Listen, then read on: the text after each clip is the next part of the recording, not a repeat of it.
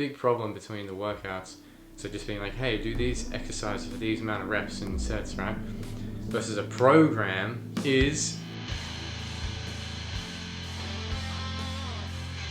So I see this a lot on Instagram and TikTok now. Instagram, now that Instagram Reels has become a thing, it's become like really popular, where it's this like, oh, look at this workout you can do.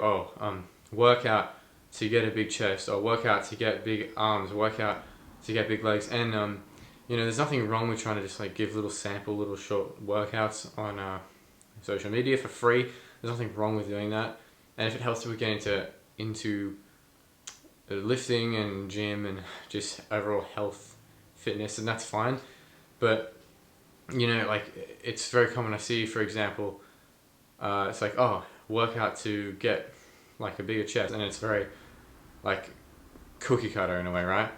And I guess there's nothing wrong with that. Like, most beginner programs are going to be kind of like cookie cutter. They're going to be kind of one size fits all, because when you're a beginner, you don't really know what works well. Maybe for you, for some individuals, different things work differently.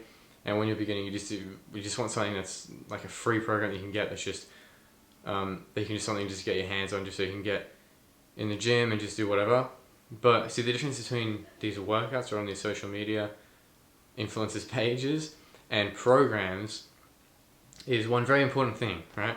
So the workouts you go through, you might see one workout and it's just got 3 exercises and it's the set reps and all that, and then they might just say like, "I'll go heavy with these ones, guys." So obviously that's kind of another issue. Like, what is going heavy? Like, what is that? If you're really new into the gym, like, what does that even mean, right? But anyway, the big problem between the workouts, so just being like, hey, do these exercises for these amount of reps and sets, right? Versus a program is periodization. Yes, that's the big thing, right?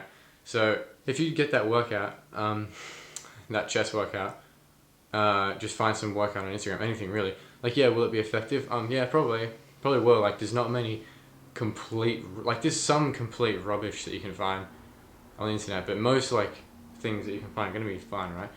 Are they going to work? Yeah, they probably will. But what do you do a week after you finish? Like, so you do that one day, wait a couple of days, do it again, couple of days, wait, do it again. After weeks, are you going to be doing the exact same workout? Okay, no, well, maybe you're thinking, oh, well, I'm not stupid, obviously. I know I have to progress with my weights and all that. Like, I know I can, progressive overload. Okay, that's all good. What about when you hit a wall?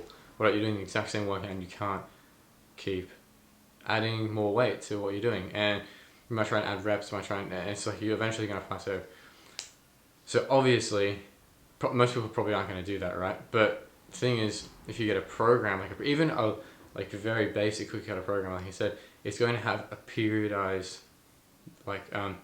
a structure. Hopefully, like maybe some don't, but hopefully it will have some way where it's not just this workout, but it's actually a cycle. Like maybe you get most programs are probably just a mesocycle, so like up to 8 weeks or 10 weeks, and it's not just workout after workout with just exercise selection, just random exercise put in and moved around, but it's actually periodized in a way where it's managing your volume intensity for hypertrophy. And exercise selection probably isn't as important, and that actually is going to be one of the more subjective things when training for hypertrophy. But anyway, a well periodized program will be able to manage the volume intensity throughout the cycle to maximize your gains, minimize fatigue. So obviously, with hypertrophy training, I'm just doing this just as an example.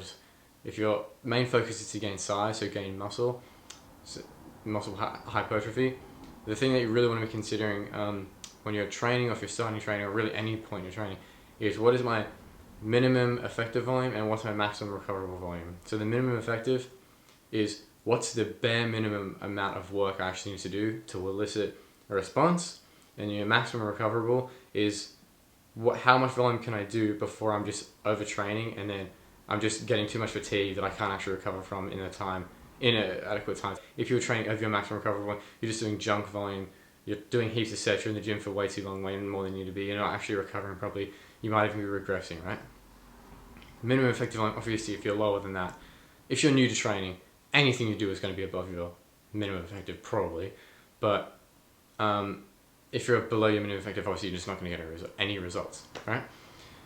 And so if you just do a workout and you just train, you're just doing the same thing over and over again, you'll have maybe very little idea. Maybe you might develop some understanding, but you'll probably have very little idea as to what is actually working. Am I actually recovering from this? Like, where is this in that sort of like range? Like, because what ideally you'd want to be doing is, obviously you can't just train. You probably can't train right up underneath.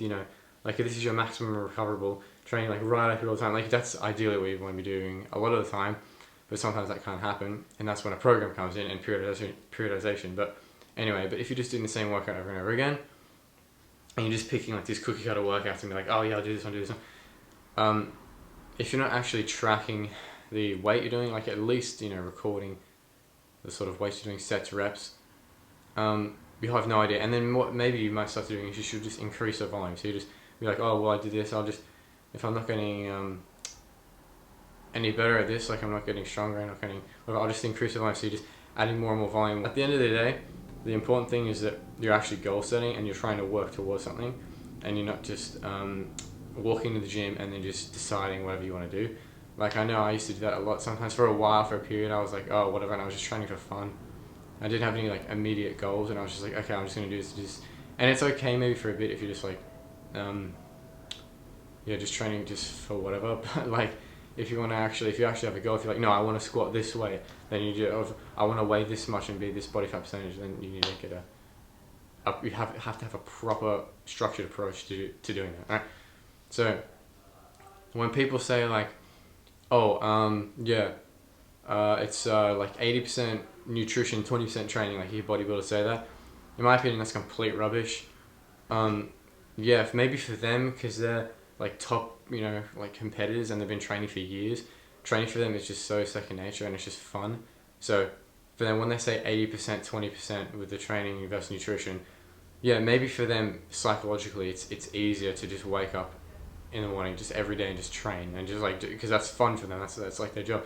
But nutrition, like the cutting, the depleting they have to do to be bodybuilding, to be conditioned, like that never is fun. That's always like hard to do. Whereas training is like something that they look forward to. But anyway, that's like besides the point. But the reason why I think that's rubbish, the 80% nutrition, 20% training, is because most people in the gym, when I go into the gym, most people aren't training properly at all. Like I'd say maybe 50% of the people actually have a program. I think that's actually even generous. Maybe 40% of the people have an actual program that they're using, and then of those 40 people, maybe only 80% of those 40 people are actually like have a good program that's like optimized and they're actually adhering to well, right? So, and that's why a lot of people don't get good results. Like, you go in the gym, you see people that look the same month after month, year after year.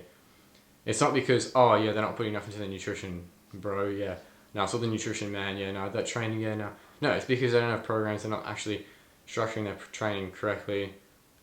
If you're someone who's like an intermediate lifter, you've been training for a couple of years, it's not the like fast food you have on the weekend, although that's not going to help, but it's not the fast food you have here, or the like, not optimizing this little supplement that you have, or not having enough creatine or whatever. No, it's the fact that you don't have a program and you're going to the gym and just messing around. Okay guys, so this was a bit of a rant video, but thanks for watching anyway.